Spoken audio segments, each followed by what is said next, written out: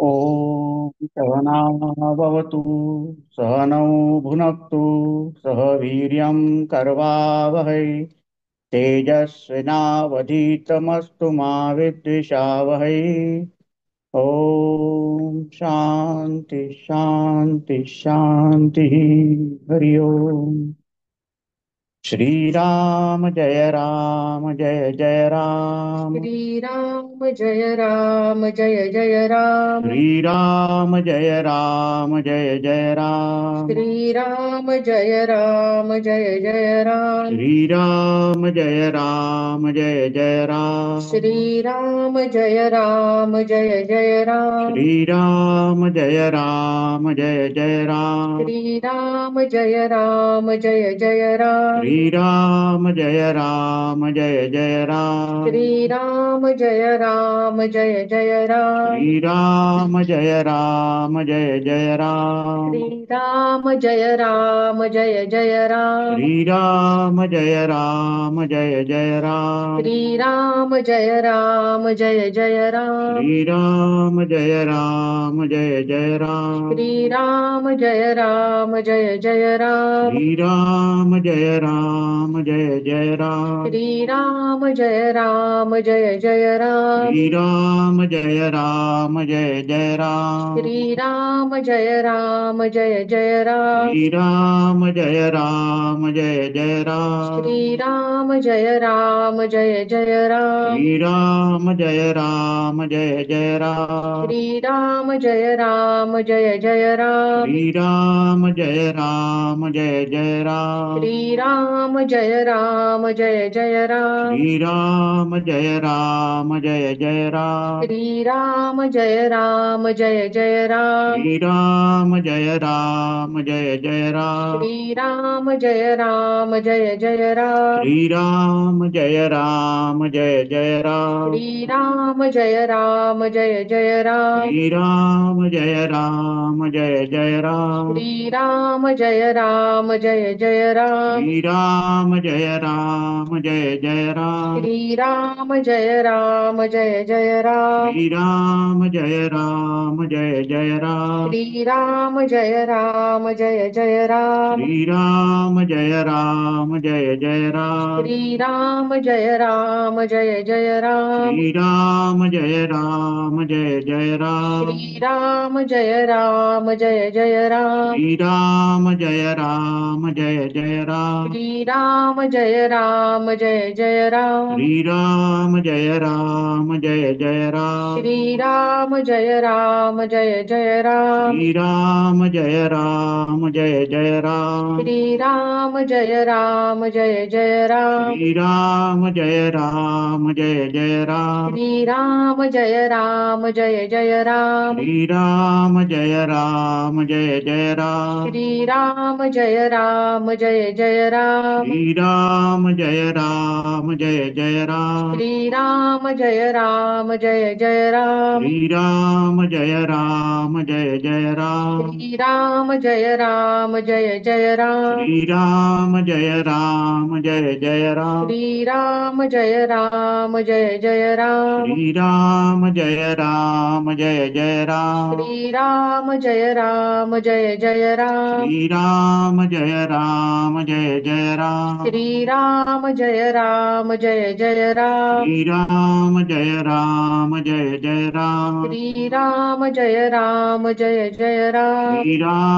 जय राम जय जय राम। श्री राम जय राम जय जय राम। श्रीराम जय राम जय जय राम। श्री राम जय राम जय जय राम। श्रीराम जय राम जय जय राम। श्री राम जय राम जय जय राम। श्रीराम जय राम जय जय राम। श्री राम जय राम जय जय राम। श्रीराम जय राम जय जय राम। श्री राम जय राम जय जय राम। श्रीराम जय राम जय जय राम। श्री राम जय राम जय जय राम। श्रीराम जय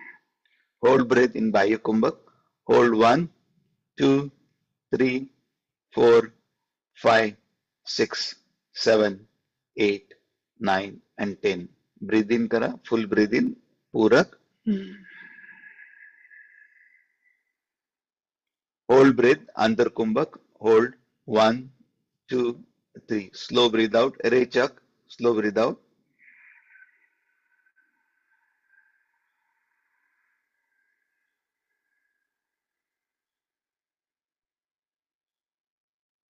हा एक राऊंड झालेला आहे. आणखीन 2 राऊंड आपण करणार आहोत. एक्झेल. अर्धपूरक. सुरू करूया. ब्रीद in breathe out.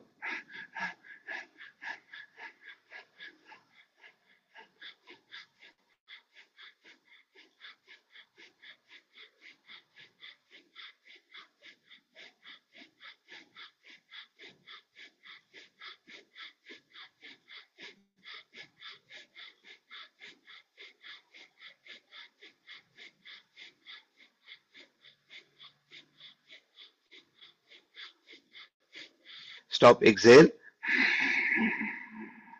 Rechak. Hold breath. Bahya Kumbhak. Hold 1, 2, 3, 4, 5, 6, 7, 8, 9, 10. Full breathing. Purak.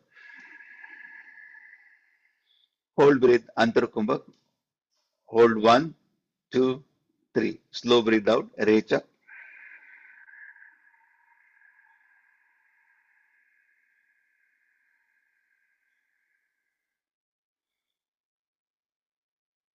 Okay.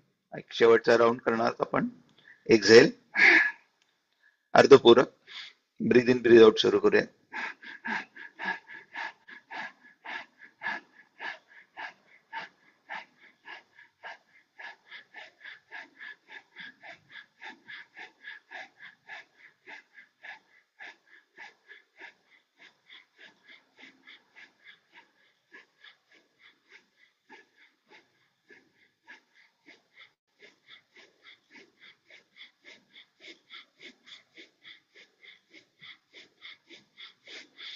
Stop. Exhale. Hold breath. Bahya Kumbhak. Hold 1, 2, 3, 4, 5, 6, 7, 8, 9, 10. Full breathe in. Purak. Hold breath.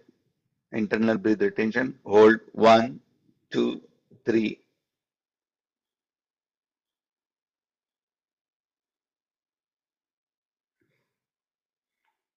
Breathe in.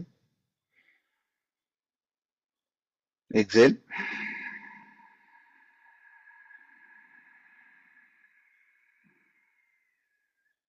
Stop.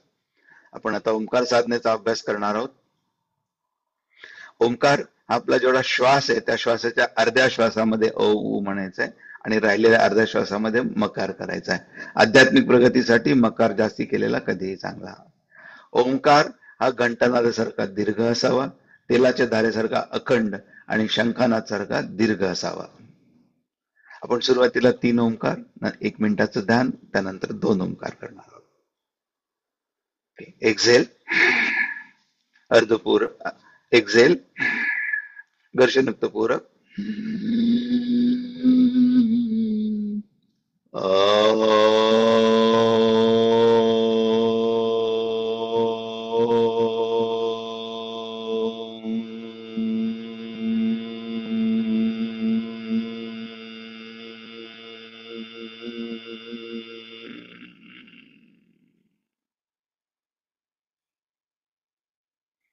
पूरक.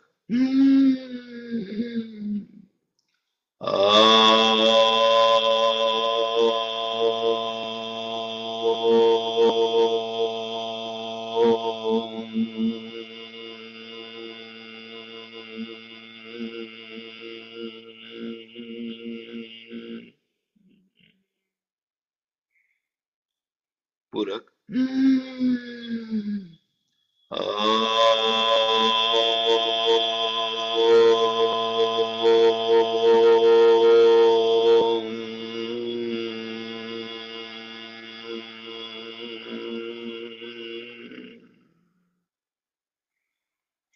शांत शांत शांत.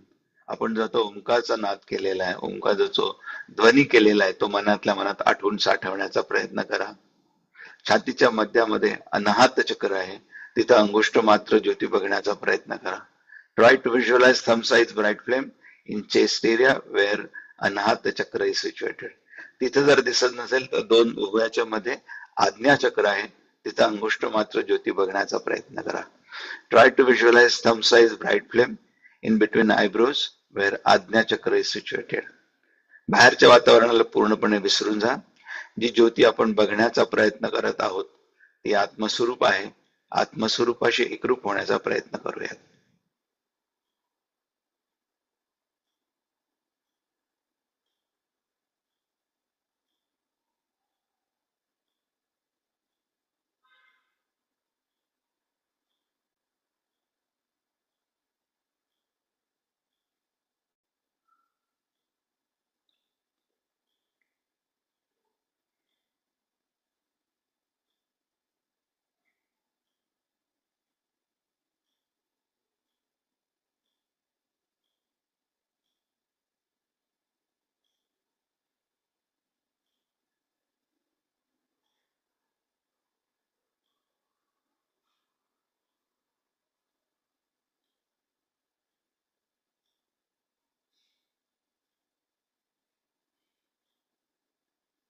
दोन वेळा ओंकार, परत एकदा एक्झेल, पूरक, घर्षणयुक्त पूरक.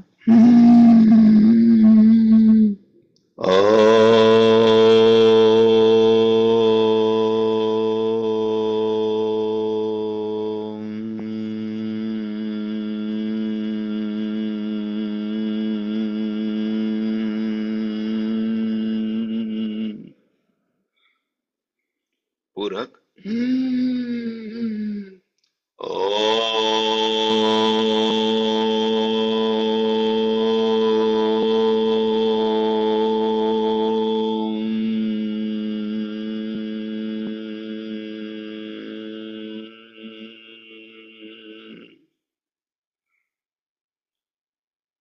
दुनियाचं घर्षण, ती ऊर्जा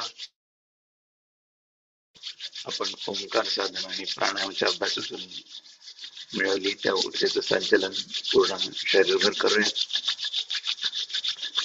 दोन्ही हाताने चेहरा कप करा.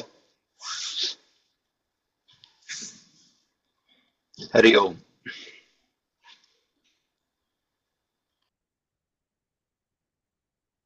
अथ मोहमुद्गर स्तोत्रम. भज गोविंदम. भज गोविंदम भज गोविंदम भज गोविंदम मूढमते. संप्राप्ते सन्निहिते काले नहि नहि रक्षति डुक्रुं करणे. मूढजहि हि धनागमतृष्णां कुरु सद्बुद्धिं मनसि वितृष्णाम्. यल्लभसे निज कर्मोपात्तौ वित्तन्तेन विनोदय चित्तम्. भज गोविन्दं भज गोविन्दं भज गोविन्दं मूढमते. नारीस्तनभर नाभिदेशन् दृष्ट्वा मागामोहावेशम्. एनन्मांसवसादिविकारं मनसि विचिन्तय वारं वारं. भज गोविन्दं भज गोविन्दं भज गोविन्दं मूढमते. नलिनीदलगत जलमतितरलन् तद्वज्जीवितमतिशयचपलम्. विद्धि व्याध्यभिमानग्रस्तल् लोकं शोकातैः च समस्तम्. भज गोविन्दं भज गोविन्दं भज गोविन्दं मूढमते. यावद्वित्तोपार्जनसक्तस्तावन्निज परिवारो सक्तः पश्चाज्जीवति जर्जर देहे वार्तां कोऽपि न पृच्छति गेहे भज गोविन्दं भज गोविन्दं भज गोविन्दं मूढमते यावत् पवनो निवसति देहे तावत् पृच्छति कुशलं गेहे गतवती वायौ देहापाये भार्या बिभ्यति तस्मिन् काये भज गोविन्दं भज गोविन्दं भज गोविन्दं मूढमते बालस्तावत्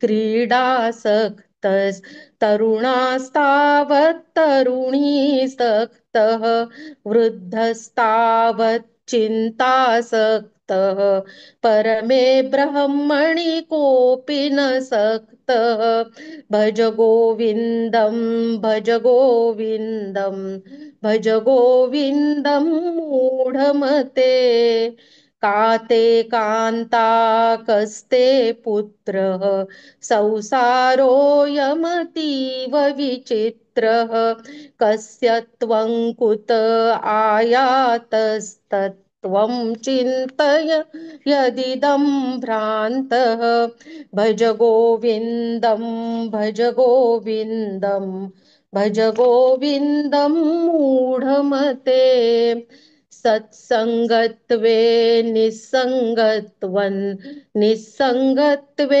निर्मोहत्वं निर्मोहत्वे निश्चलितत्वं निश्चलितत्वे जीवनमुक्तिः भज गोविन्दं भज गोविन्दं भज गोविन्दं मूढमते वयसि गते कः कामविकारः शुष्के नीरे कः कासारः क्षीणे वित्ते कः परिवारो ज्ञाते तत्त्वे कः संसारः भज गोविन्दं भज गोविन्दं भज गोविन्दं मूढमते मा कुरु धनजन यौवन गर्वं हरति निमेषात् कालः सर्वं मायामयमिदमाखिलं हित्वा ब्रह्मपदं त्वं प्रविश विदित्वा भज गोविन्दं भज गोविन्दं भज गोविन्दं मूढमते दिनयामिन्यौ सायं प्रातः शिशिरवसन्तौ पुनरायातः कालः क्रीडति गच्छन्त्यायुस्तदपि न मुञ्चत्याशावायुः भज गोविन्दं भज गोविन्दं भज गोविन्दं मूढमते काते कान्ता धनगतचिन्ता वातुलकिन्तव नास्ति नियन्ता त्रिगतिसज्जनसङ्गतिरेका भवति भवार्णतरणे नौका भज गोविन्दं भज गोविन्दं भज गोविन्दं मूढमते जटिली मुण्डी लुञ्चितकेशः काषायाम्बरबकृतवेषः पश्यन्नपि च न पश्यति मूढो युदरनिमित्तं बहुकृतवेषः भज गोविन्दं भज गोविन्दं भज गोविन्दं मूढमते अङ्गङ्गलितं पलितं मुण्डन् दशनविहीनैर्जातं तुण्डं वृद्धो याति गृहीत्वा दण्डन् तदपि न मुञ्चत्याशापिण्डं भज गोविन्दं भज गोविन्दं भज गोविन्दं मूढमते अग्रे वह्निः पृष्ठे भानु रात्रौ चुबुकसमर्पितजानुः करतलभिक्षस्तरुतलवासस्तदपि न मुञ्चत्याशापाशः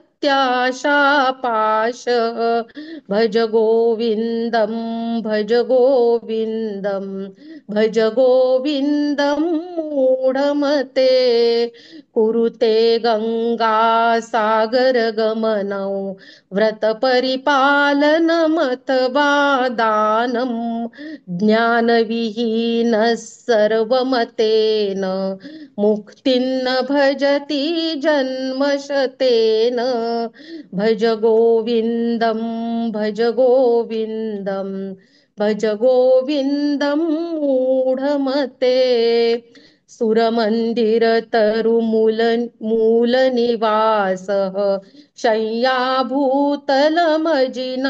वासः सर्वपरिग्रह भोगत्यागः कस्य सुखं न करोति विरागः भज गोविन्दं भज गोविन्दं भज गोविन्दं मूढमते योगरतो वा भोगरतो वा संगरतो वा संगविहीनः यस्य ब्रह्मणि रमते चित्तं नन्दति नन्दति नन्दत्येव भज गोविन्दं भज गोविन्दं भज गोविन्दं मूढमते भगवद्गीता किञ्चिचिदधीता गङ्गाजललवकणिका पीता सकृदपि येन मुरारिसमर्चा क्रियते तस्य यमेन न चर्चा भज गोविन्दं भज गोविन्दं भज गोविन्दं मूढमते पुनरपि जननं पुनरपि मरणं पुनरपि जननी जठरे शयनम् इह संसारे बहुदुस्तारे कृपया पारे पाहि मुरारे भज गोविन्दं भज गोविन्दं भज गोविन्दं मूढमते रथ्याकर्पट विरचित कंथ पुण्या पुण्य विवर्जित पंथ योगी योग नियोजित चित्तो रमते बालोन्मत्तवदेव भज गोविन्दं भज गोविन्दं भज गोविन्दं मूढमते कस्त्वं कोऽहं कुत आयातः कामे जननी को मे तातः इति परिभावय सर्वमसारं विश्वं त्यक्त्वा स्वप्नविचारं भज गोविन्दं भज गोविन्दं भज गोविन्दं मूढमते त्वयि मयि चान्यत्रैको विष्णुर्व्यर्थं कुप्यसि मय्यसहिष्णुः सर्वस्मिन्नपि पश्यात्मानं सर्वत्रोत्सृज भेदाज्ञानं भज गोविन्दं भज गोविन्दं भज गोविन्दं मूढमते शत्रौ मित्रे पुत्रे बन्धौ मा कुरु यत्नौ विग्रहसन्धौ भव समचित्तः सर्वत्र त्वं वाञ्छस्य चिराद्यति विष्णुत्वं भज गोविन्दं भज गोविन्दं भज गोविन्दं मूढमते कामं क्रोधं लोभं मोहं त्यक्त्वात्मानं भावय कोऽहम् आत्मज्ञानविहीना मूढास्ते पच्यन्ते नरकनिगूढाः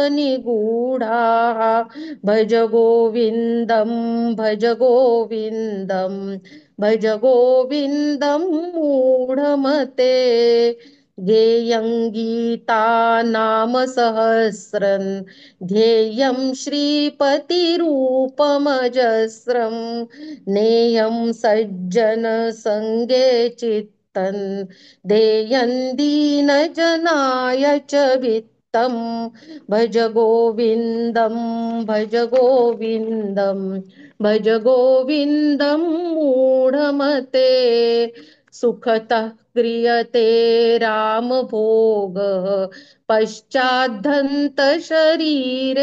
रोगः यद्यपि लोके मरणं शरणं तदपि न मुञ्चति पापाचरणं भज गोविन्दं भज गोविन्दं भज गोविन्दं मूढमते पुनरपि रजनी पुनरपि दिवसः पुनरपि पक्षः पुनरपि मासः पुनरप्ययनं पुनरपि वर्षः तदपि न मुञ्चत्याशामर्षं भज गोविन्दं भज गोविन्दं भज गोविन्दं मूढमते कातेष्टादश देशे चिन्ता वातुल तव किन्नास्ति नियन्ता यस्त्वां हस्ते सुदृढनिबद्धं बोधयति बोधयति प्रभवादिविरुद्धं भज गोविन्दं भज गोविन्दं भज गोविन्दं मूढमते अर्थमनर्थं भावय नित्यं नास्ति ततः सुखलेशः सत्यं पुत्रादपि धनभाजां भीतिः सर्वत्रैषा विहिता रीतिः भज गोविन्दं भज गोविन्दं भज गोविन्दं मूढमते प्राणायामं प्रत्याहारं नित्यानित्यविवेकविचारं जाप्यसमेतसमाधिविधानं पूर्ववधानं महदवधानं भज गोविन्दं भज गोविन्दं भज गोविन्दं मूढमते गुरुचरणाम्बुज निर्भर भक्तः संसारादचिराद्भव मुक्तः सेन्द्रियमानस नियमादेवन् द्रक्ष्यसि निज हृदयस्थं देवं भज गोविन्दं भज गोविन्दं भज गोविन्दं मूढमते भज गोविन्दं मूढमते इति श्रीमच्छङ्कर भगवतः कृतं मोहमुद्गर स्तोत्रं सम्पूर्णम्।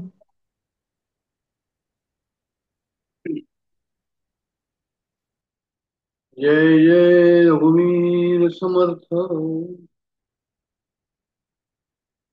सदाशिव समारंभा शंकराचार्य मध्यमाम् अस्मदाचार्य पर्यन्ताम् वन्दे गुरुपरम्परा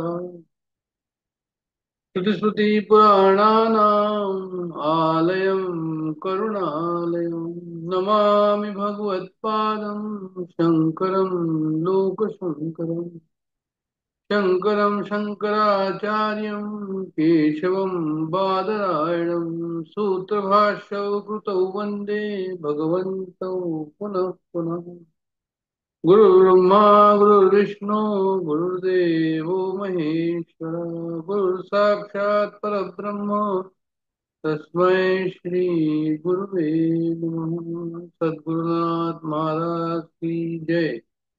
जय जय रघुवीर समर्थ. गणाधीश जो ईश सर्व गुणांचा, मुळारंभ आरंभ तो निर्गुणाचा. नमो शारदा मूळ चत्वार वाचा, गमो पंथानंतयाराधनाचा. जय जय रघुवीर समर्थ. महिन्याचा हा तिसरा शुक्रवार आणि तिसऱ्या शुक्रवारी आपलं शंकराचार्यांच्या वाङ्मयाचं चिंतन चाललेलं आहे. ज्यांना माहित नाही त्यांना थोडी आठवण करून द्यावी ह्या निमित्ताने हे बोललो मी. आणि भज गोविंदम हा श्लोक आपला चाललेला आहे, हे स्तोत्र आपलं चाललेलं आहे. आणि ह्या श्लोकामध्ये जे आहे ते आपण 10व्या श्लोकापासून आज आपण सुरू करणार आहोत. 9 श्लोक पर्यंत आपण मागे आलेलो आहोत. 9वा श्लोक आहे वयसी गते काम विकार, इथून सुरू होतो. आणि जे पहिले श्लोक झालेले आहेत त्याचा एखादा नुसताच गोषवारा एक एक सेंटेन्स मध्ये आपण पाहू आणि 10व्या श्लोकाकडे येऊ. 9वा श्लोक थोडा महत्वाचा आहे, तोही पाहू. सत्संगत व निसंगत करून मागे पाहिला होता. आता पहिला श्लोक जो आहे तो काय सांगतो आपल्याला, की तो हे सांगतो की भाई भज गोविंदम भज गोविंदम. तर असं का सांगतात ते, की म्हणून तुम्ही विद्वत्ता आपली, तो व्याकरण, तो मनुष्य जो आहे तो व्याकरण पाठ करत होता. शंकराचार्य तिकडनं चालले होते तेव्हा त्यांनी पाहिलं व्याकरण पाठ करतोय, याचं वय 90च्या वरती आहे. म्हणून त्यांनी सांगितलं की अरे तू हे सर्व व्याकरण पाठ करून म्हणजे ज्ञान प्राप्त करून तुला काय मिळेल, म्हणून तू भजगोविंदमचा जो आहे ते जप कर, असं त्याला त्यांनी सांगितलं. असं पहिला श्लोक आहे. म्हणजे आपलं ध्येय जे आहे ते कसं आहे, की म्हणजे आपलं ध्येय जे आहे ते मुक्ती पाहणं आहे. तर असं व्याकरण यावेळेस पाठ करून तुला जमणार नाही, तुझ्याकडे किती वेळ आहे. इथून त्याची सुरुवात आहे शंकराचार्यांच्या स्तोत्राची. आणि नंतर मग त्याने असं सांगितलंय की जे आहे ते धन धनागम मूळ जयी धनागम तृष्णा, असं त्यांनी मग तिथे त्या सांगितलं की हे जे धना करता तू मागे नेहमी पाठीमागे जात राहतो, तर धनाच्या पाठीमागे म्हणजे संपत्तीच्या पाठीमागे पशुपुत्र स्त्री घर इत्यादी आणि धनाची अशी आसक्ती तू सोडून दे आणि स्वतःची बुद्धी ईश्वरनिष्ठ ठेव, असं त्यांनी म्हटलंय. वित्तम तेन विनोदे चित्तम. संपत्ती जी आहे तुला काही ती टेम्पररी आहे. या ठिकाणी त्यांनी जे आहे ते वेल्थ बद्दल, ज्याला आपण म्हणतो की वेल्थ बद्दल कसं येणारं जाणारं आहे त्याच्या पाठीमागे लागू नको हे सांगायचा प्रयत्न केला. पहिल्या ज्यात सांगितलं ज्ञान, दुसऱ्या ज्यात सांगितलं संपत्ती, तिसऱ्या ज्यात सांगितलं नारी स्तनवर नावी निवे, म्हणजे स्त्री करता पुरुष आणि पुरुषा करता स्त्री. म्हणजे जे आहे ते म्हणतात की भाई तुला चित्तवेधक वाटत असेल त्याचं रूप रंग, पण जे आहे ते रूप आणि रंग जरी तुला चांगला वाटत असला तरी तू चंचलता मनाला येऊ देऊ नको, त्याच्यात तू रमू नको. ते विकार आहे आणि ते शाश्वत नसतं, ते श्रेयस्कर नसतं. आणि नंतर तिसऱ्यामध्ये त्यांनी सांगितलंय की नलिनी जलगत जलमती तरला, कमळाच्या पानावर पडलेला पाण्याचा थेंब किती वेळा करता असतो त्या ठिकाणी तो, तसंच आमचं जीवन सुद्धा, मानवी जीवन सुद्धा जे आहे ते इतकं अनिश्चित आहे हे दाखवायचा प्रयत्न केलाय. म्हणून आम्ही अभिमान करून काही फायदा नाही या देहाचा आणि या सर्व संसाराचा, त्याच्यामध्ये आम्ही बसलेलो आहोत की सत्ता संपत्ती याची कीर्ती प्रतिष्ठा याच्या पाठीमागे लागलेलो आहोत. त्यांनी सांगितलं की आमचं जीवन कशा प्रकारचं आहे, ते कमळाच्या पानावर पडलेला पाण्याचा थेंब अशा प्रकारचं त्या ठिकाणी आपले कान उघडी केली आहे, कान मोडे केले आहे असं म्हणा, किंवा आपल्याला त्यांनी जाग केलं आहे. पुढच्या ह्याच्यात सांगतात की यावत तो पार्जन सक्त, म्हणजे जे आहे त्यांना असं म्हणायचं या ठिकाणी तू संपत्ती कमवण्याची तुझी खूप इच्छा असते आणि तुझी धमक अंगामध्ये आहे तोपर्यंत सर्व जे आहे ते तुला कुटुंबीय विचारतील. तुझ्याकडे जर संपत्ती नसेल त्या घरातले माणसं एक शब्दानेही तुझी विचारपूस करणार नाही असं म्हणतात. म्हणून विचार करून घे की संसाराकरता रात्रंदिवस राबायचं आणि देवाला विसरायचं हे कुठपर्यंत जे आहे ते योग्य आहे, असा मेसेज या ठिकाणी आहे. नंतर आहे 6व्यामध्ये की यावत पवनो निवसती देहे तावत पृच्छती कुशलम गेहे. जोपर्यंत प्राण आहे शरीरामध्ये तोपर्यंत सर्व लोक तुला विचारतील, घरचे लोक विचारतील. प्राण गेले तर घरचे लोक ठेवणार नाही तुला. म्हणून जे आहे तू जास्त मी आणि माझं याच्यावर जास्त भिस्त ठेवू नको असं त्यांना म्हणायचंय. कठोर सत्य काय आहे ते आपल्या लक्षात घे. देह तादात्म्य आणि जगत सत्यत्व, म्हणजे जगत सत्य आहे आणि मी देह आहे, हा जो भ्रम आहे हा विचारानं काढून टाक. असं त्यांना म्हणायचं या ठिकाणी. आणि मग बालस्ताव क्रीडा सक्त तरुणताव तरुणी रक्त हा 7व्यामध्ये जे त्यांनी सांगितलेलं आहे एक जीवनाचा पटल या ठिकाणी दाखवलेला आहे. मानवी जीवनाचं जणू काही बायोग्राफी दाखवलेली आहे की पहिले बालपण येतात, मग जे आहे ते तरुणपण येतात, मग जे आहे ते म्हातारपण येतं. अशा प्रकारचं सांगायचं तात्पर्य असं आहे त्यांना या ठिकाणी की हे सर्व जीवन कसं आहे, पण हे सर्व जीवन जे आहे ते जसे नदी प्रवाहाकडे वाहत जाते, नदी वाहत जाते, तसं हे जीवन सुद्धा जीवन प्रवाह आहे हा. हे जीवनही अशाच प्रकारे जे आहे ते पुढे वाढत जातं. म्हणून काय ते याच्याबद्दल जे आहे ते किती असं बदलणारं जे विश्व आहे आणि असं बदलणारं जे तुमचं स्वतःच शरीर आहे त्याच्या पाठीमागे तू किती लागायचं, त्याच्याबद्दल किती चिंता करायची. आणि परब्रह्माविषयी काहीच चिंता होत नाही का? परमे ब्रह्मणी कोपी न सकता. तर परब्रह्माविषयी काही जिज्ञासा होत नाही, मुमुक्षुत्व येत नाही. हे कसं काय? असं त्यांनी आपल्याला परत कान उघडणी या ठिकाणी केली आहे. आणि 8व्यामध्ये काते कांता कसते पुत्र संसारोय मतीव विचित्र. तुझी पत्नी कोण, तुझा मुलगा कोण, तो तुझा किती, मी आणि माझं हे माझं किती आहे, आणि तू तरी कोणाचा आहे. कस्तम कोहम कुठं आयात, तू कोण आहे, कुठून आला आहेस, या सर्व भ्रमाचा तू नीट विचार केलेला आहे का? म्हणजे मी पहिले तरुण होतो, मग लग्न झालं तर मी पती झालो, आणि समजा नंतर जे आहे ते डायव्हर्स झालं, तर मी डायव्हर्सही झालो. म्हणजे शेवटी जे आहे मी ऍक्च्युअल मी कोण आहे, कस्तम कोहम कुठं आयात, मी ऍक्च्युअल कोण आहे याच्याबद्दल तू काही विचार केलेला आहे का या ठिकाणी? या भ्रमाचा तू नीट सखोल विचार कर. तत्वम चिंतय यदिदम भ्रांता, या भ्रांतीचा तू विचार कर की तू खरा कोण आहे. असं त्यांनी 9व्या श्लोकामध्ये आपल्याला सांगितलं आहे. आणि 10व्या श्लोकामध्ये खूप महत्वाचं आहे, मागच्या वेळेस आपण त्याचं चिंतन केलेलं आहे.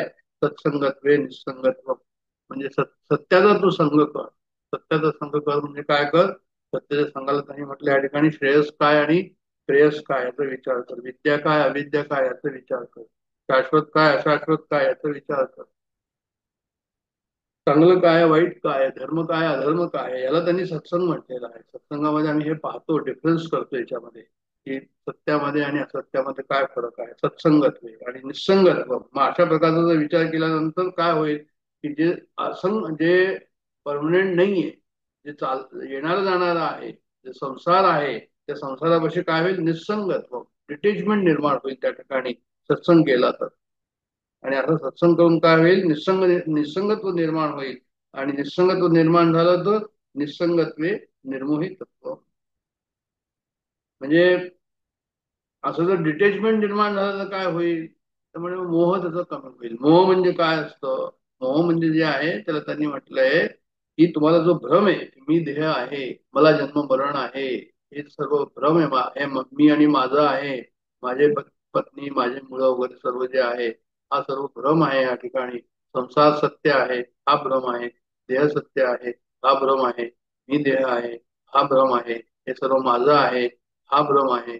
जग सत्य आहे, हा भ्रम आहे. ते हे निर्मोहत्व, या भ्रमाचा जो आहे तो काय होईल? त्या भ्रमाचं निवारण होईल. केव्हा होईल? जेव्हा डिटॅचमेंट होईल संसाराची, तेव्हा.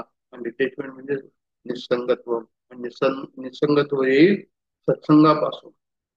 कारण सत्संगाचं इसेन्शियल मेसेज काय आपल्याला? की वी आर इसेन्शियली गॉड.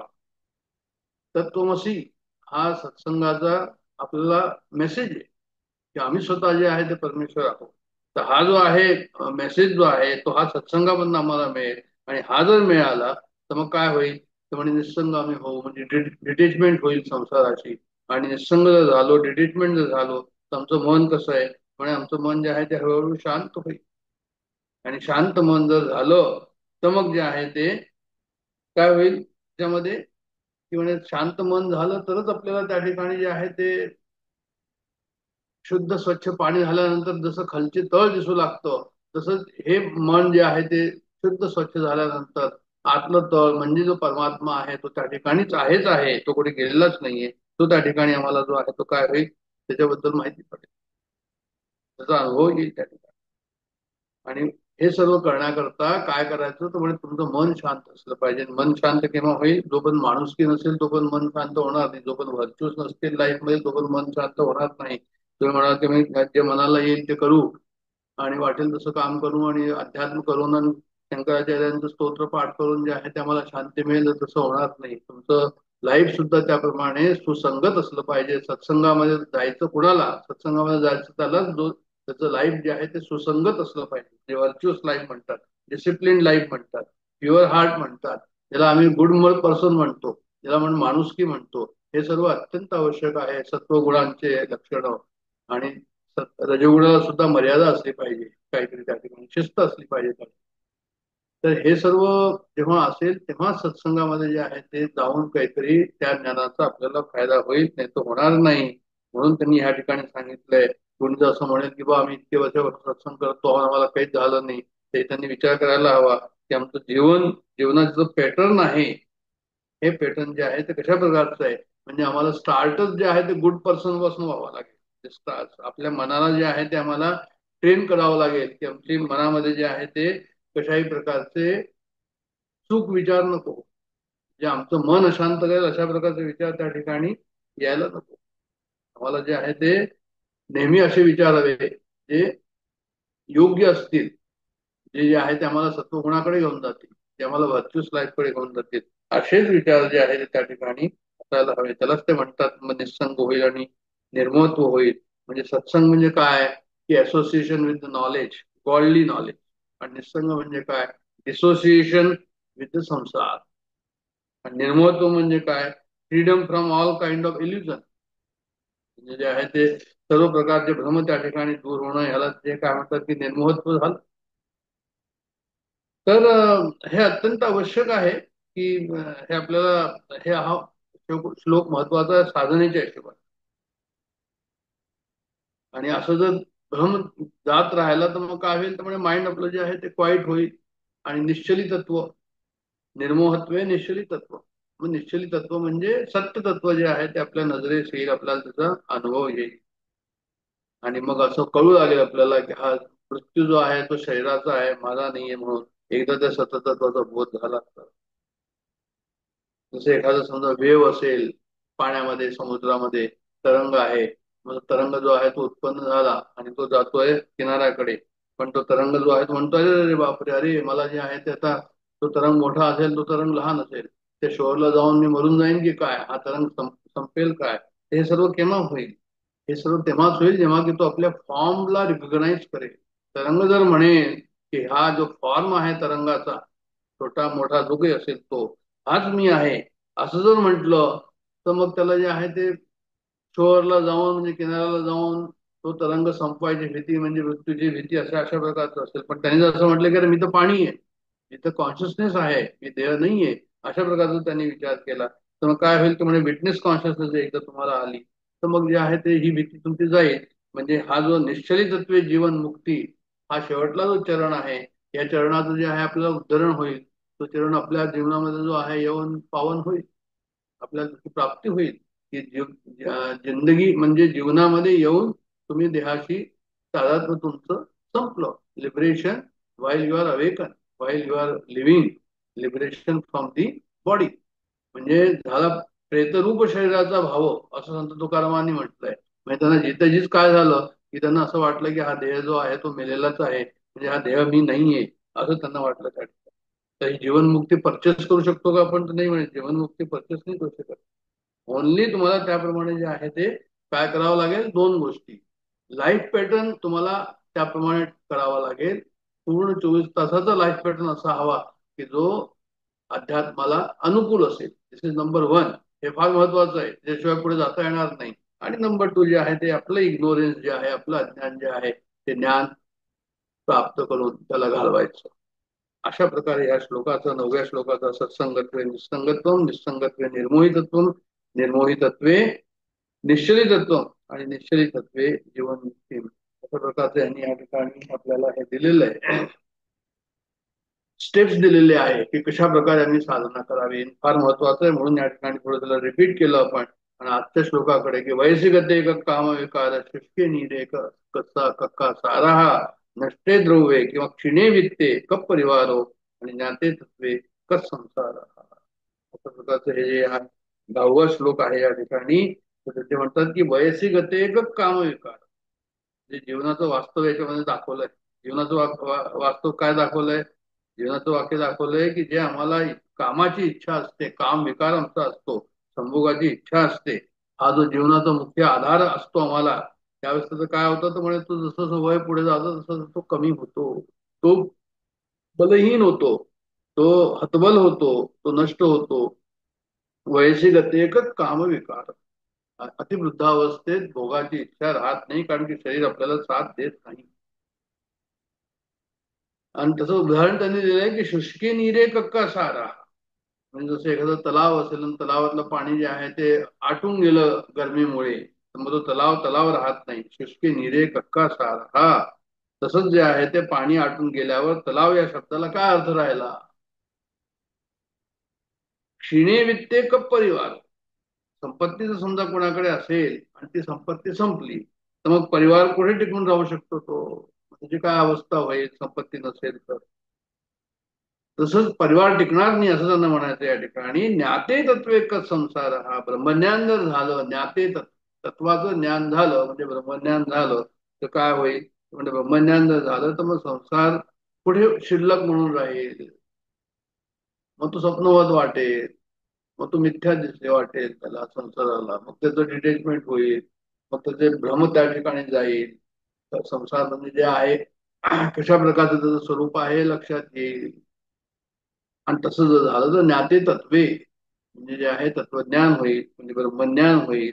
अशा प्रकारे त्यांनी सांगितलंय की आचार्यांनी जे आहे ते शेवटला जो चरण आहे त्या ठिकाणी अध्यात्मक कलाटणी दिलेली आहे असं डॉक्टर काकांनी लिहिलंय.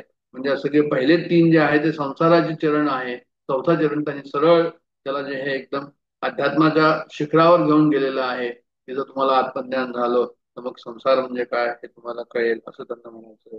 म्हणजे जीवनातला महत्वाचा भाग जो आहे हा मागे राहिल्याने, म्हणजे काम विकार वगैरे जे आहे आम्ही जे एन्जॉय केलं आपण ज्याला आपण म्हणतो, म्हणजे हे सर्व अज्ञानामुळेच म्हणतो आपण असं की मागे राहिल्याचं आम्हाला दुःख होतं, परत परत तसं सर्व व्हावं असंही वाटतं आम्हाला, परत आमचं शरीर पहिल्यासारखं व्हावं असंही वाटतं.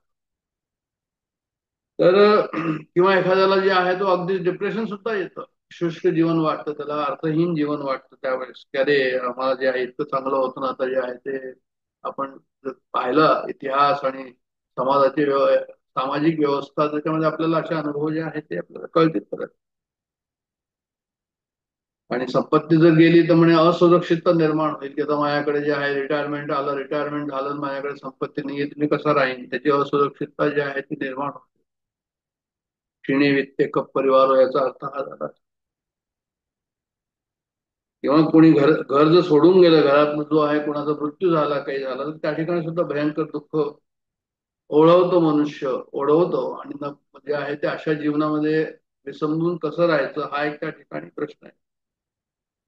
पण ज्ञातेतत्विक संसारा जर असेल, जर आपल्याला आत्मसुखाचा अनुभव आलेला असेल या ठिकाणी, तर जे आहे ते काय होईल, संसार सुखाचं संभोग सुखाचं वर्चस्व ते नाहीसं होतं जेव्हा आत्मसुखाचा अनुभव येतो तो. मग जे आहे ते संपत्ती जरी नष्ट झाली किंवा मी आणि माझं काही पण मागे पुढे झालं, मृत्यूचं भय राहणार नाही.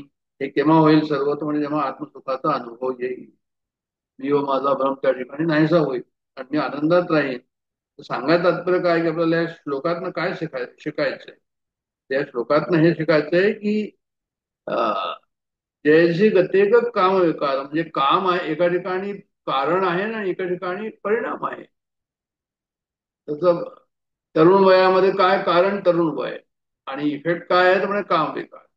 त्यानंतर पाणी आहे तर तलाव आहे, पाणी नाही तर तलाव नाही. म्हणजे जर कॉज असेल तर इफेक्ट आहे, कॉज नसेल तर इफेक्ट नाही असं त्यांना म्हणायचं. हा जो सिद्धांत आहे, हा सिद्धांत काय आपल्याला यासाठी आपल्याला हे समजायचं की ज्याला आम्ही सुख दुःख असं म्हणतो त्याची काहीतरी कारण आहे.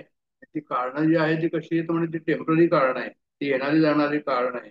प्रत्येक प्रॉब्लेमचं आम्ही सॉल्युशन वेगवेगळं काढणं आम्हाला कठीण आहे. तर सर्व प्रॉब्लेमचं सॉल्युशन मी काय काढायचं, तर सर्व प्रॉब्लेमचं सॉल्युशन एकच आहे की आमचं जे अज्ञान आहे की हा देह मी आहे, मी आणि माझं सर्व आहे, हे जर रूट कॉज जर काढून टाकलं, तर एखादं हे असेल झाड असेल आणि झाडाचं जर आम्ही काय रूट जर काढलं तर काय होईल, तर म्हणजे रूट काढलं तर सर्व झाड चाललं जाईल. त्याचप्रमाणे जे आहे वेगवेगळ्या प्रॉब्लेम्स वेगवेगळ्या प्रकारे सॉल्युशन त्याची काढण्याच्या ऐवजी एकदा जर आपण हे असं केलं की संसाराचा जो रूट आहे तेच समजून घेतलं आणि त्याप्रमाणे जर आपल्याला त्याचा अनुभव आला, मग सर्वच आपल्या प्रॉब्लेम जे आहेत त्या सॉल्व्ह झालेले आहे. हे याच्यातनं आपल्याला जे आहे ते कार्यकारण भाव ज्याला आपण म्हणतो, तो कार्यकारण भाव जो आहे तो आपल्याला या ठिकाणी दिसतो.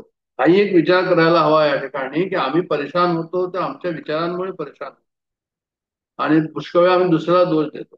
उदाहरण जर द्यायचं झालं की आता एरोप्लेन मधनं आपण आलो इंडिया, पुढे पोट खराब झालं तर लागलीच त्यांना की भाई ते जेवण जे आहे ते बरोबर नव्हतं किंवा जे काही तिथे खाल्लं ते काही बाहेरचं बरोबर नव्हतं, त्याच्यामुळे असं सर्व झालं. म्हणजे काही ना काहीतरी जे आहे ते आपण कारण त्याच्याकरता शोधून काढतो. दुसऱ्याला दोष देण्याकरता आम्ही नेहमीच तयार असतो. पण खरं म्हणजे काय आहे की दुसऱ्याला दोष देण्याच्या ऐवजी आपण हा विचार करावा की आम्ही त्याप्रमाणे तसा व्यवहार का केला, असा जर विचार केला. एक नंबर 2, स्वतःनी स्वतःचा सर्व विचार करतोय, आपल्या मनामध्ये सर्व चाललेलं आहे, त्यांना त्याच्याबद्दल काहीच कल्पना नाही. तर उपाय काय याच्यावर? उपाय जसा असा असतो की औषध जे असतं, एखादा रोग झाला आणि आपण त्याला औषध देतो, ते औषध काय करतं? ते औषध जंतू खतम करतं आणि जंतू खतम केल्यानंतर ते औषध स्वतः जे शरीरात गेलेलं आहे जंतू खतम करून तेही बाहेर निघून जातं. तसंच हे सर्व जे आहे ते ज्ञान आहे. अध्यात्म ज्ञान आम्ही घ्यावं, त्याला नीट समजून घ्यावं, त्याला पचवून घ्यावं. मग त्या ज्ञानाचा जो आहे तो एकदा तसा पचलं ते ज्ञान, तर मग त्या ठिकाणी अभिमान अहंकार राहणार नाही आणि तुम्हाला त्याचा जो आहे तो सुखरूपतेचा अनुभव त्या ठिकाणी येईल, हे सांगायचं आहे. म्हणजे सर्व जे काही आहे ते कशामुळे निर्माण झालं तर म्हणजे माझ्या विचारांमुळेच निर्माण झालं. कल्पनेची बाधा न हो कोणे काळी, ही संत मंडळी सुखी असो. कल्पना काय आहे की मी आणि माझा हा जो भ्रम आहे आणि हा देह जो मी आहे, हा जो भ्रम आहे, मला जन्म आहे आणि मला मृत्यू आहे, हा जो भ्रम आहे सर्व जे आहे ते हे कल्पना आहे. आणि आपण जेव्हा जीवनामध्ये समोर पुढे जातो तर प्रत्येक जो आहे ते कोणतेही आपल्या बरोबर जो प्रसंग आला तर आपण त्याला आध्यात्मिक परीक्षा समजावी. देवाने आपल्याकरता दिलेलं आहे आणि देवाने जे आहे ते आपल्याला दिलेलं आहे, आपल्या पुढच्या कल्याणाकरता दिलेलं आहे, आपल्याला धडा शिकवायकरता दिलेला आहे, असं असं समजायचं. तेव्हाच जे आहे ते आपल्याला मग ज्ञाते तत्व संसार. आता काय होतं की मला पुष्कळ वेळा असं होतं की साधारण मनामध्ये रात्रंदिवस काही ना काहीतरी विचार चालत असतात आणि त्या विचारांनी पुष्कळ वेळा जे आम्ही परेशान असतो. मग असं जर अखंड जर चालत असेल विचार रात्रंदिवस तर मग त्याच्याकरता काय उपाय? जसं सांगितलं होतं की औषध दिलं आणि जंतू मारले आणि औषध निघून गेलं, तर त्याचप्रमाणे नामस्मरणाचा हा उपाय एक आहे की नामस्मरण जे आहे ते काय करायचं की नामस्मरण जे आहे आम्ही कोणतेही नामस्मरण जे गुरूंनी दिलेलं आहे किंवा जसं काही आहे ते एकदा जर आपण पकडलं आणि त्या नामस्मरणावर जर आपण टिकून राहिलो तर मग आपल्याला असं माहित पडेल की जे विचार माझ्या मनामध्ये अनावश्यक येऊन मला परेशान करतात त्याच्याऐवजी श्रीराम जयराम जय जय राम हे त्या ठिकाणी जो आहे तो नामस्मरण होत राहील. मग ते विचार करायला वेळ लागणार नाही. एखाद्याने एखाद्या खुर्चीवर बसावं, मग दुसरा त्या खुर्चीवर बसू शकत नाही जोपर्यंत तो उठत नाही तोपर्यंत. तशाच प्रकारचं हे आहे की नामस्मरण एकदा चित्तामध्ये फक्त घट्ट बसलं, मनामध्ये घट्ट बसलं की मग इतर विचार जे आहे ते काय होईल तर ते आपोआप करून होईल.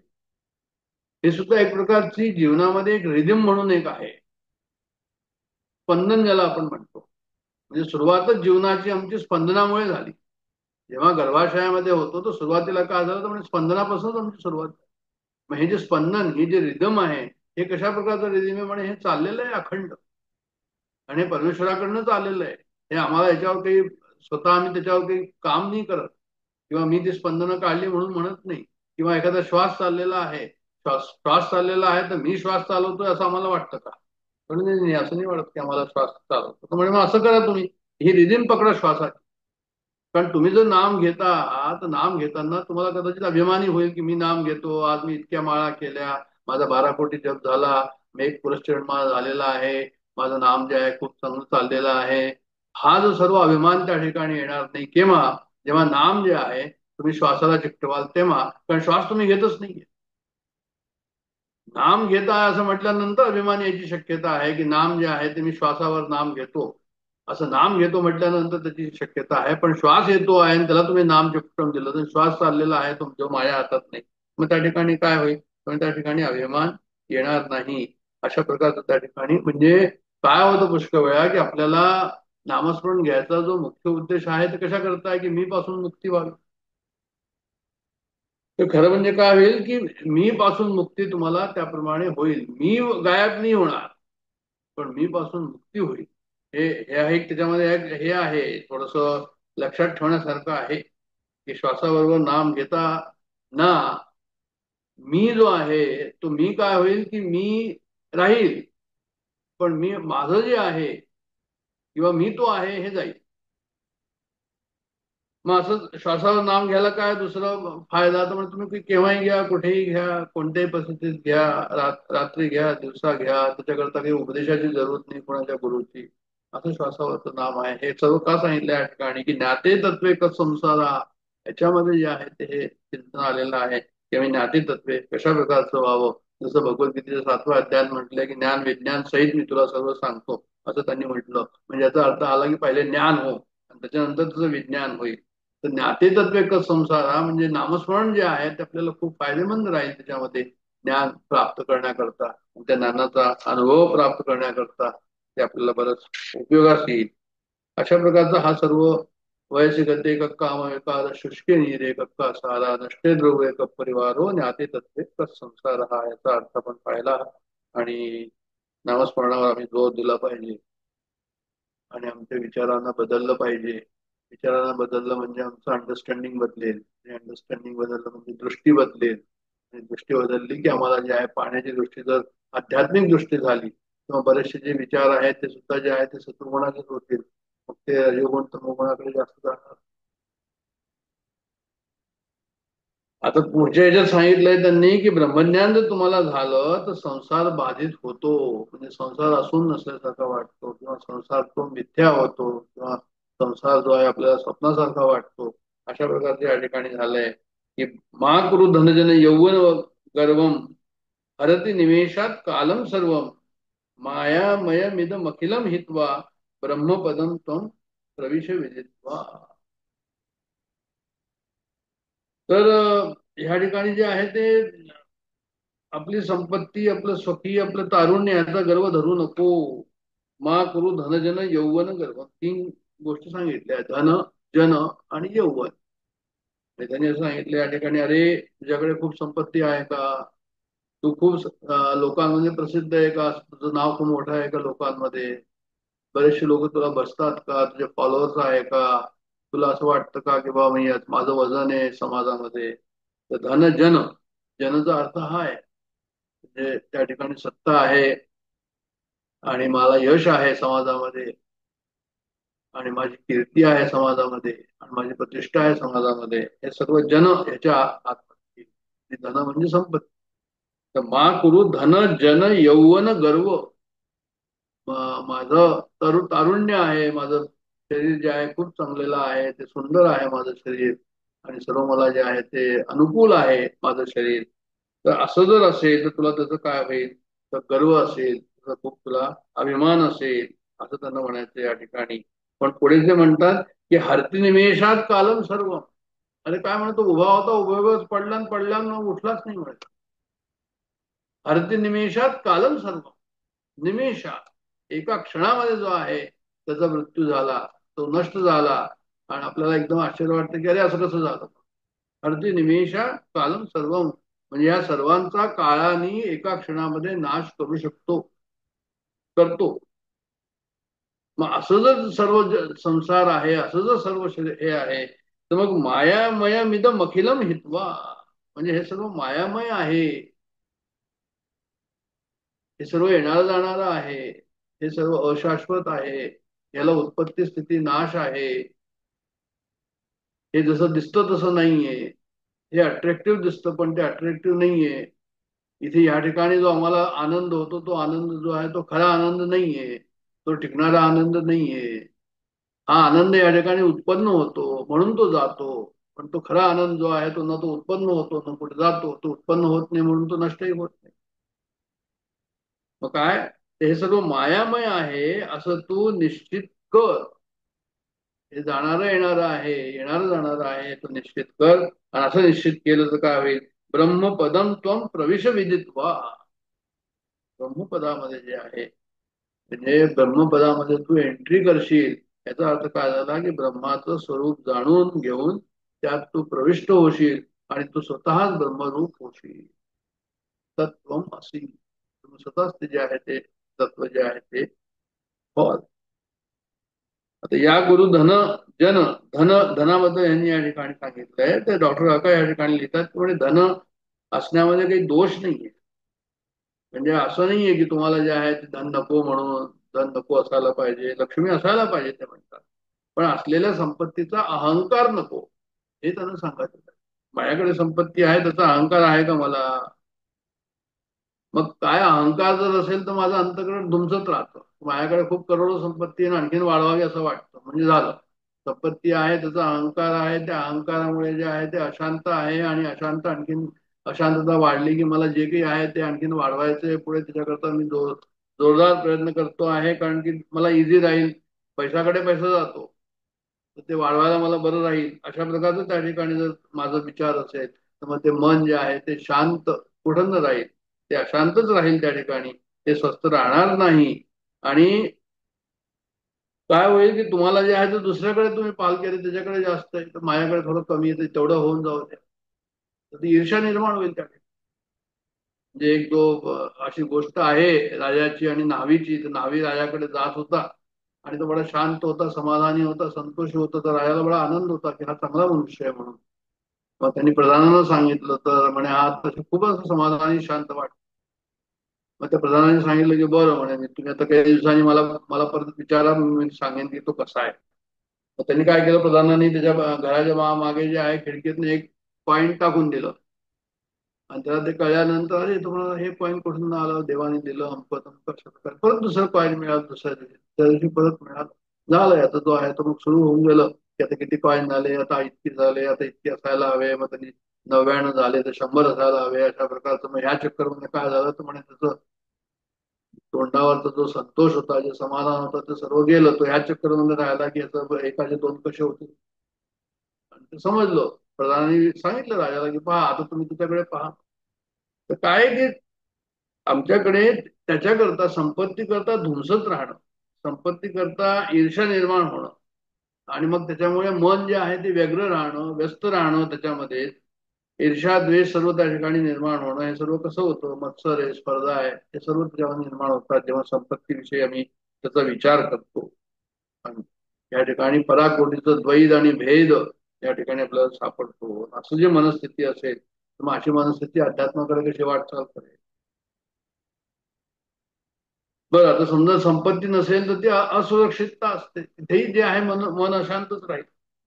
मन भयाने त्या ठिकाणी सुद्धा व्यग्र राहील की माझं कसं होईल म्हणून.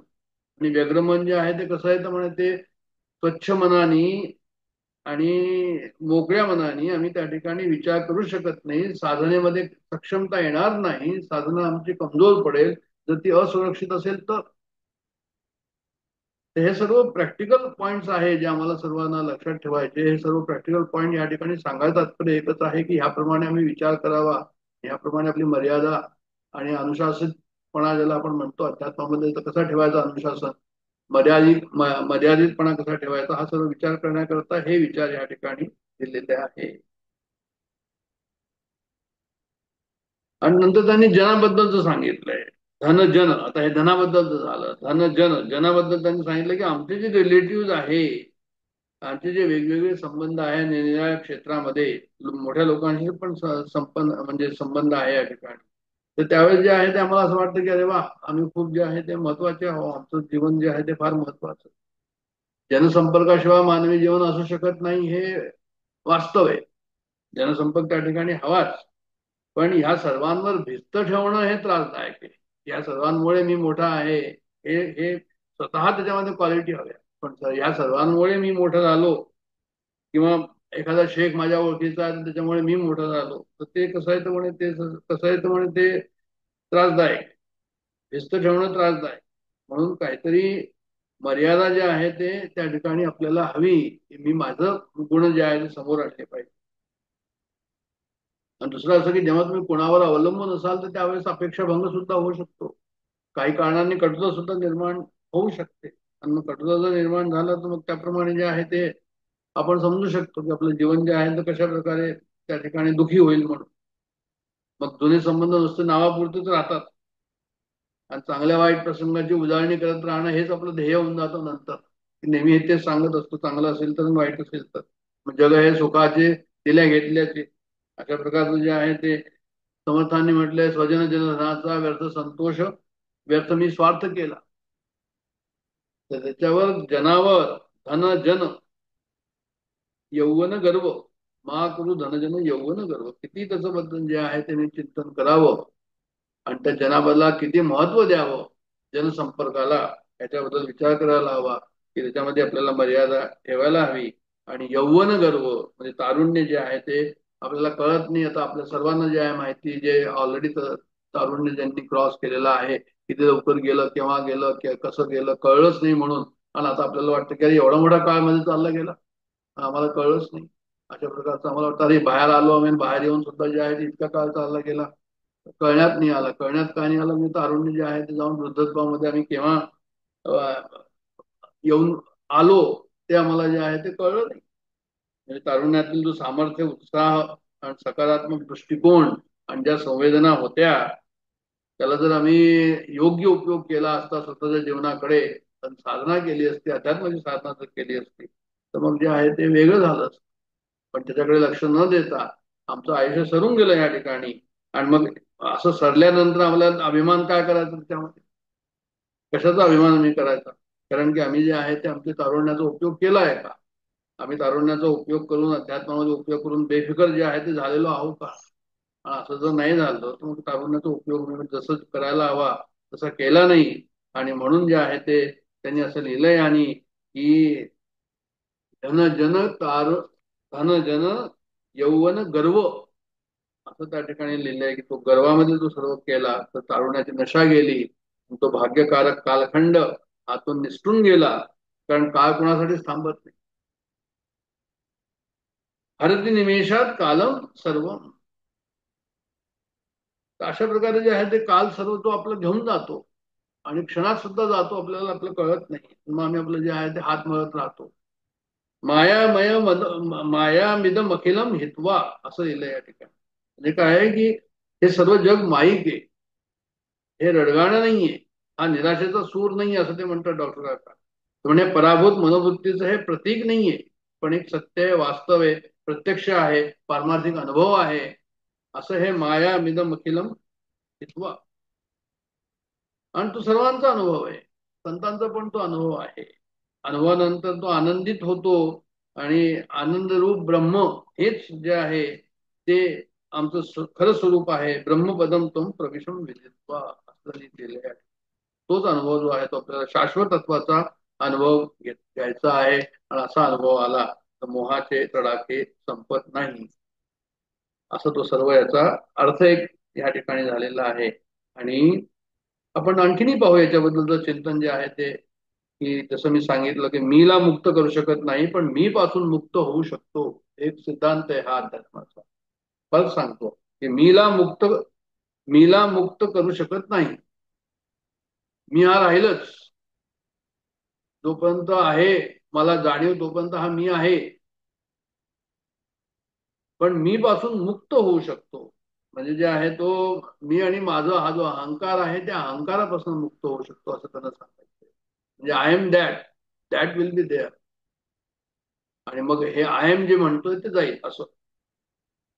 मग सुषुप्तीचा अनुभव आहे त्याच्याकरता. गाढ झोपेमध्ये काय होतं, म्हणे गाढ झोपेमध्ये कुठे मी असतो, पण तो खरा मी असतो त्या ठिकाणी. छोटा आहे, मोठा आहे, हे सर्व आपल्याला माहिती आहे परमार्थामध्ये. अहंकार जो आहे तो छोटा आहे आणि मी परब्रह्म आहे, परमेश्वर आहे, हा मोठा आहे. तर मोठा आहे तर हा नेहमीच राहतो त्या ठिकाणी. देश काळ वस्तू याचा काहीच जो आहे तो परिणाम होत नाही. छोटा आहेवरच असतो जो परिणाम आहे. आणि आनंद रूप जो आहे तो मोठा आहे असतो. आणि हा छोटा आहे जो आहे, अहंकार रूपी आहे जो आहे, तो कधी सुखी असतो कधी दुःखी असतो. जेव्हा झोपेमध्ये असतो गाढ झोपेमध्ये तेव्हा तो सुखी असतो, आणि जागा झाल्यानंतर काही दुःखद परिस्थिती असेल तर हा दुःखी असतो. तर आपण नेहमी खुशी शोधत असतो. जीवाचं काय काय कर्तव्य आहे तर म्हणजे तो सुख सुख पाहतो. विवाह जर करायचा असेल तर सुखाकरता करायचा, नंतर डायव्हर्स करायचा असेल तर म्हणजे तो सुद्धा सुखाकरताच करायचा आहे. तो प्रत्येक त्याचा स्टेप जो आहे तो सुख पाहण्याकरताच असतो, वेगळा हा नसतो. कारण की तो स्वतः सुखरूप आहे. ओरिजिनली तो स्वतः सुखरूप आहे. म्हणून तुम्ही काय करा, म्हणून तुम्ही अभिमान नका करू. गेलेला श्वास परत केव्हा जो आहे तो येणार नाही, केव्हा होईल असं हे सांगू शकत नाही. म्हणून तुम्ही गर्व करू नका, असं त्यांना या ठिकाणी म्हणतात. म्हणजे देहात्म भावाची निवृत्ती, मी देह आहे याची निवृत्ती, आणि जीवात्म भावानी मी परेशान व्हायचो, हे असं व्हायचं तसं करायचं अमकं तमकं अशा प्रकारची चिंता असते ते नको. जीवात्म भावामध्ये काय हवं, परेशानी नको, म्हणजे सहजता राहावी त्याच्यामध्ये जीवात्म भावामध्ये, सहज राहावं जीवात्म भावामध्ये. आणि देहात्म भाव म्हणजे निवृत्ती, म्हणजे देह मी नाही त्या भावामध्ये राहायचो. आणि जीव जसा सहज राहतो तसं सहज राहायचं, हेच अध्यात्म आहे. अध्यात्म आणखीन की वेगळं नाही. मायामयम इदम अखिलम हित्वा, म्हणजे इंद्रिय मन बुद्धी हे जे सर्व आहे यांनी जे जे आम्हाला कळतं ते सर्व माया आहे. मायाचं स्वरूप कशा प्रकारचं आहे तर म्हणजे इंद्रिय मन बुद्धीनं जे ज्ञान होतं त्यालाच आम्ही माया म्हणतो. एक गोष्ट झाली मायेची. दुसरी गोष्ट मायेची काय झाली की ह्याला आम्ही सत्य पण मानतो, हे आणखीन विशेष. म्हणजे इंद्रिय मन बुद्धीनी परमेश्वराला ओळखता येत नाही, वाटचाल करता येते. पण इंद्रिय मन बुद्धीने जे आम्हाला कळतं ते माया असतं. आणि त्याला जी इंद्रियानी मन बुद्धीने आम्हाला कळतं त्याला तुम्ही सत्य मानतो. एखाद्याने काही गोष्ट सांगितली ना आमच्या इंद्रिय मन बुद्धीला पटत नसेल म्हणतो काय माहिती खरं आहे की आम्हाला नाही वाटत ते खरं असेल. पण खरं वाटण्यासारखं काही सांगितलं तर म्हणतो की हो खरं आहे, पण आहे सर्व माया. माया मय मिदम अखिलम हित्वा, ही माया कशा प्रकारची हे समजून घ्यावं. कारण की जो परमेश्वर आहे सच्चिदानंदाची जी अनुभूती ती प्रमाण निरपेक्ष अनुभूती आहे. म्हणजे ह्याच्याकरता काही प्रमाण नाही लागत. परमेश्वराचा अनुभव येण्याकरता कोणत्याही प्रकारचं प्रमाण लागत नाही. याचा अर्थ हा झाला की ते मन बुद्धी चित्त अहंकार हे त्या ठिकाणी कामास येत नाही. कोणत्याही प्रकारचं लॉजिक त्या ठिकाणी कामास येत नाही. कोणत्याही प्रकारचा अंदाज त्या ठिकाणी कामास येत नाही. कारण की त्याला प्रमाणाची आवश्यकताच नाही. ते आहेच आहेच आहे आहे आहे आणि आहेच, होतं आहे राहीलच. तिथे प्रमाणाची आवश्यकताच येत नाही कोणती. मग इंद्रियाचा अनुभव कसा असतो म्हणजे इंद्रियांनी जो जो अनुभव येईल, एखाद्याला दर्शन झालं रामाचं तरी पण ते चांगली गोष्ट आहे. रामाचं दर्शन होणं ही चांगली गोष्ट आहे. एक सत्वगुणाचा तो त्या ठिकाणी जे आहे ते वाढलाय सत्वगुण असं म्हणायला हरकत नाही.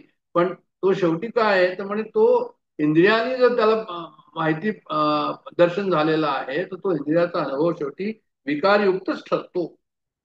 म्हणजे त्याला उत्पत्ती स्थिती लय आहे. राम केव्हा तरी प्रगट झाले, दर्शन घेतलं, परत राम गेले.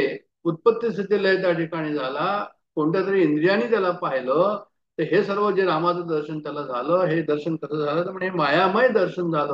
म्हणजे कोणतेही जे आहे ते इंद्रियाने अनुभव आला तर म्हणजे तो विकारीतच असतो असं त्यांना सांगायचंय. माया मिदम अखिलम हित्वा, म्हणजे आम्हाला काय, आम्हाला जन्माचा अनुभव आहे का, आमचा जन्म केव्हा झाला आम्हाला माहिती आहे का म्हणजे नाही माहिती.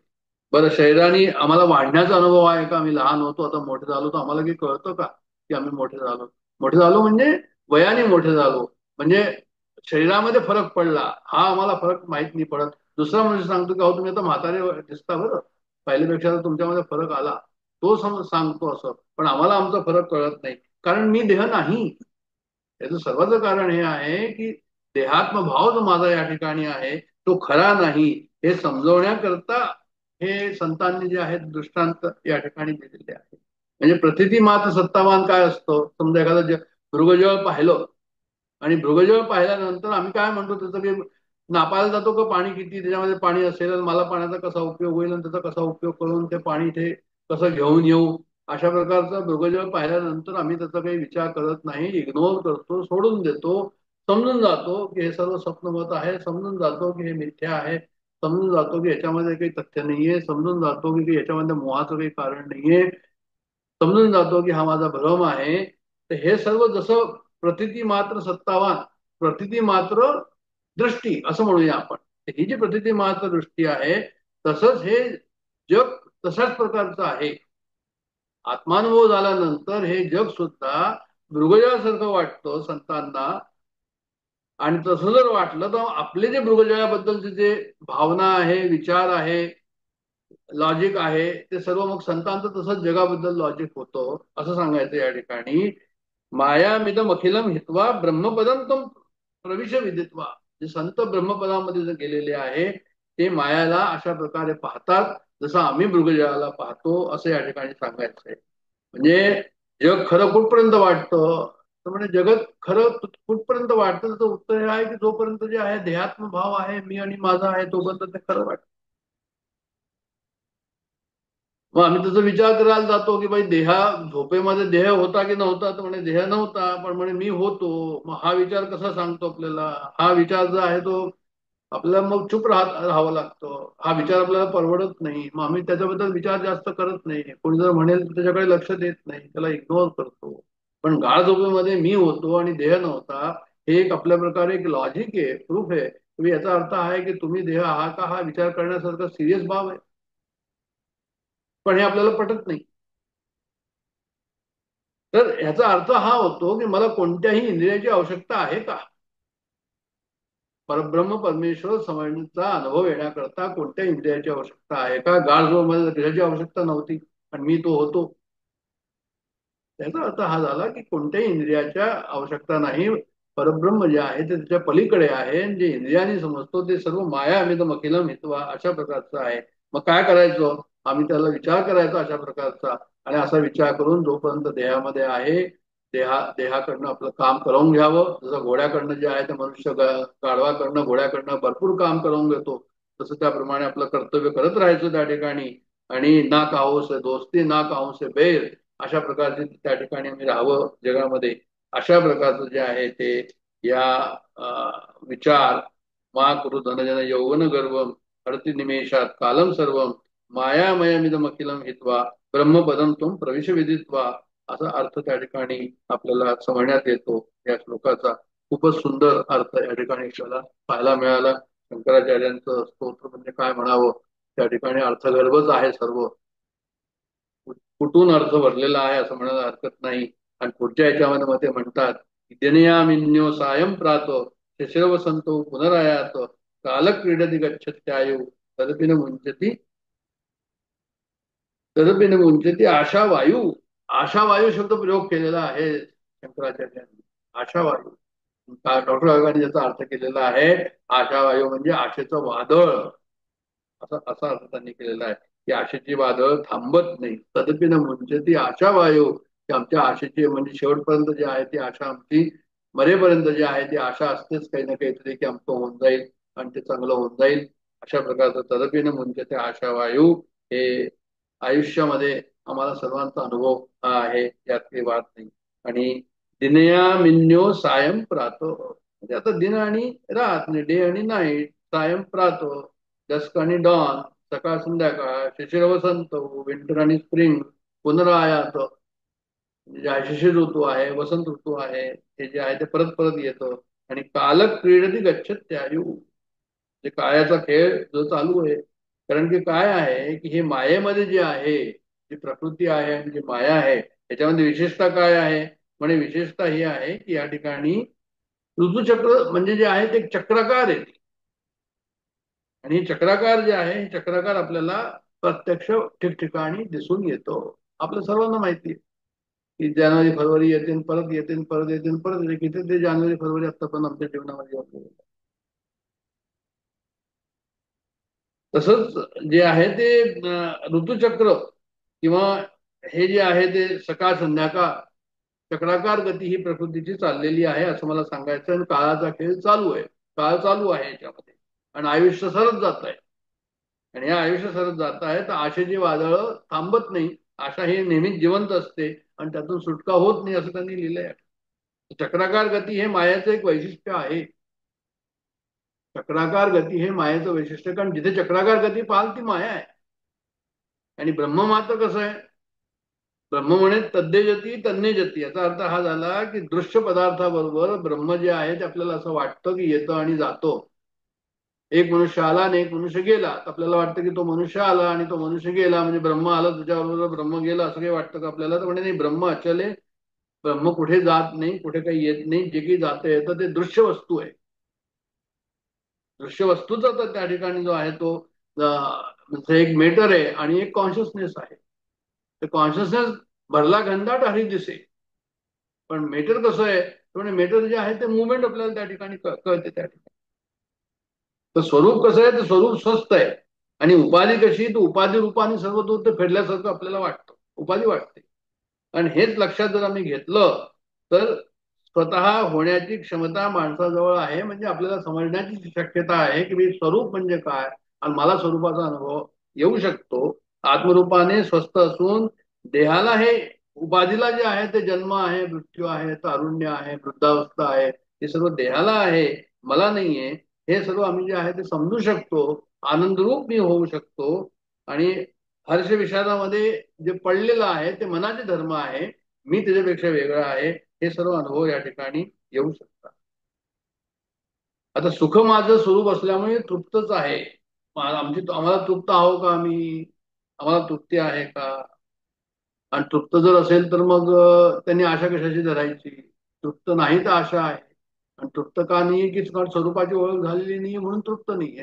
तृप्त नाहीये म्हणून आशा आहे त्या ठिकाणी. तर स्वतः मी स्वरूप आहे. तदपिन मुंचत आशा वायू. म्हणजे मी देहाकडे, प्रपंचाकडे मायेचा खेळ म्हणून त्रयस्थाप्रमाणे पाहावं. मी असं पाहावं की म्हणजे जे आहे ते काय, विटनेस ज्याला आपण म्हणतो, साक्षीभाव ज्याला आम्ही म्हणतो, समदुःखे समेकृत्वा लावा लाभो जयो जय, अशा प्रकारे त्या ठिकाणी पाहावं. हा त्या ठिकाणी आपल्याला जो आहे तो उपदेश दिलेला आहे.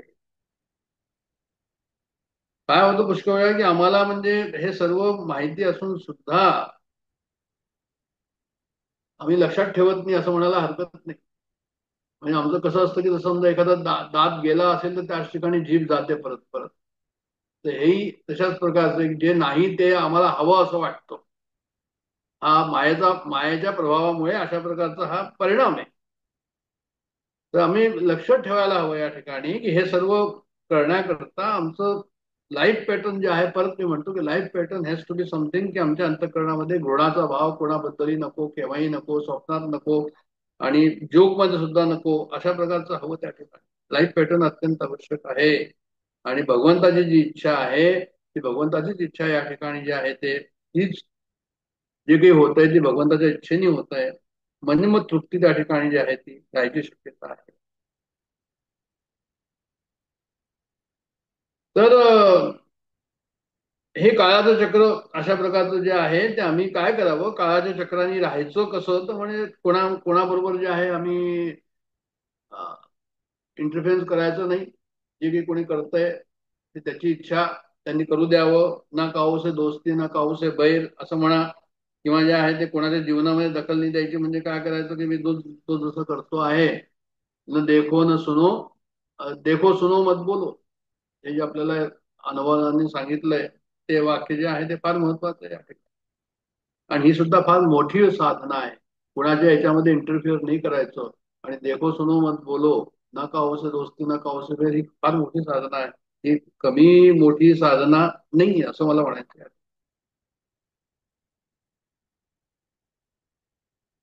तर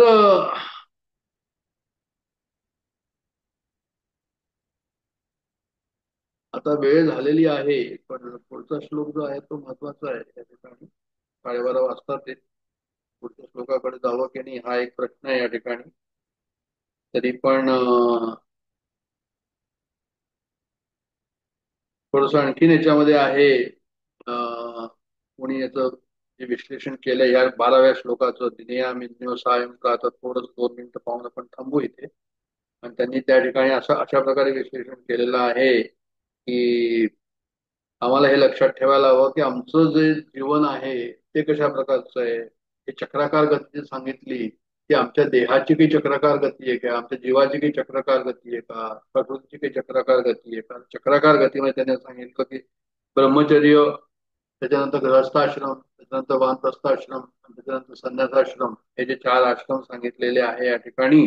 त्यामुळे जे आहे हे आश्रम याच्याबद्दलच त्यांनी विवेचन केलेलं आहे या ठिकाणी. म्हणजे जे आहे ते तुम्ही हे पाळा असं त्यांना म्हणायचंय.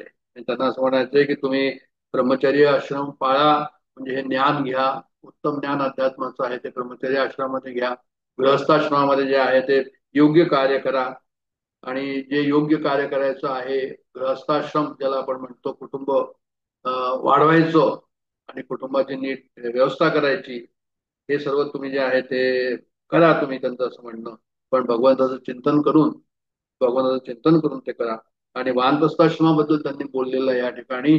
म्हणजे असं की त्यांना असं म्हणायचं की जर एकदा रिटायरमेंटची वेळ आली, म्हणजे 60 वर्षानंतर जे काही 25-50 आणि त्याच्यानंतर जे वय आहे, ते म्हणतात की तुम्ही इकडे तिकडे घालवू नका. समजा तुमची नोकरी नसेल तर हे नाही की तुम्ही कुठे टीव्ही पाहता, कुठे आणखी सिरियल पाहता आहात किंवा तुम्ही काही त्या ठिकाणी ओल्ड पीपल गॅदरिंग ज्याला आपण म्हणतो, क्लब म्हणतो त्या ठिकाणी, किंवा पॉलिटिक्स आहे किंवा कोणाबद्दलचं जे आहे ते जे आवश्यक नाही त्याचं विश्लेषण वगैरे करायचं आहे.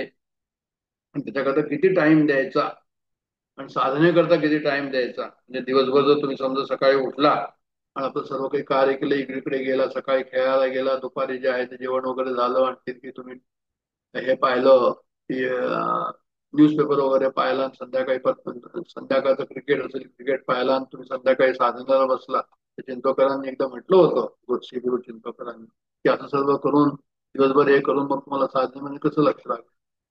साधना ही मुख्य असली पाहिजे, पर्टिक्युलरली जेव्हा तुमच्या ग्रस्ताश्रमाची पुष्टी झालेली असेल. ग्रस्ताश्रमाची पुष्टी केव्हा होईल म्हणजे एकदा तुम्हाला पहिला नातू झाला की म्हणजे ती ग्रस्ताश्रमाची पुष्टी. त्याच्यानंतर जे आहे तुम्हाला त्या ठिकाणी लक्ष द्यायला नको, तुमचं लक्ष सर्व जे आहे ते साधनेमध्ये असायला हवं.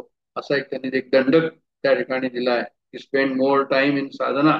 असं कोणी विचारलं तर ऍडवाइस द्यायची, विचारलं नाही तो देखो सुनो मत बोलो, असं त्या ठिकाणी असायला हवं.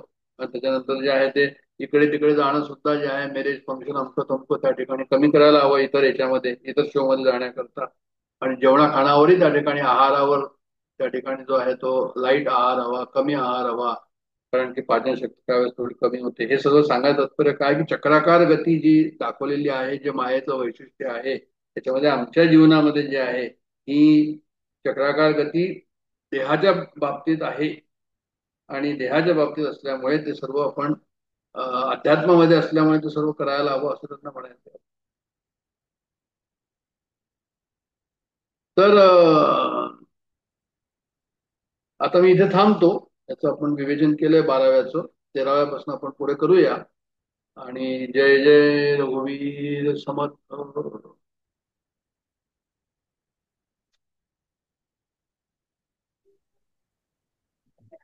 जय जय रघुवीर समर्थ. आता आपण आत्मषटकाकडे बोलूया. मनोबुद्ध्यहंकार चित्तानि नाहं, न च श्रोत्रजिह्वे न च घ्राणनेत्रे, न च व्योमभूमिर्न तेजो न वायुः, चिदानन्दरूपः शिवोऽहं शिवोऽहम्, न च प्राणसंज्ञो न वा पञ्चवायु, न वा सप्तधातुर्न वा पञ्चकोशः, न वाक्पाणिपादौ न चोपस्थपायु, चिदानन्दरूपः शिवोऽहं शिवोऽहम्, न मे द्वेषरागौ न मे लोभमोहौ, मदो नैव मे नैव मात्सर्यभावः, न धर्मो न चार्थो न कामो न मोक्षः, चिदानन्दरूपः शिवोऽहं शिवोऽहम्, न पुण्यं न पापं न सौख्यं न दुःखं, न मन्त्रो न तीर्थं न वेदा न यज्ञः, अहं भोजनं नैव भोज्यं न भोक्ता, चिदानन्दरूपः शिवोऽहं शिवोऽहम्, न मे मृत्युशङ्का न मे जातिभेदः, पिता नैव मे नैव माता न जन्म, न बन्धुर्न मित्रं गुरुर्नैव शिष्यः, चिदानन्दरूपः शिवोऽहं शिवोऽहम्, अहं निर्विकल्पो निराकाररूपो, विभुर्व्याप्त सर्वत्र सर्वेन्द्रियाणां, सदा मे समत्वं न मुक्तिर्न बन्धः, चिदानन्दरूपः शिवोऽहं शिवोऽहम्, चिदानन्दरूपः शिवोऽहं शिवोऽहम्, चिदानन्दरूपः शिवोऽहं शिवोऽहम्.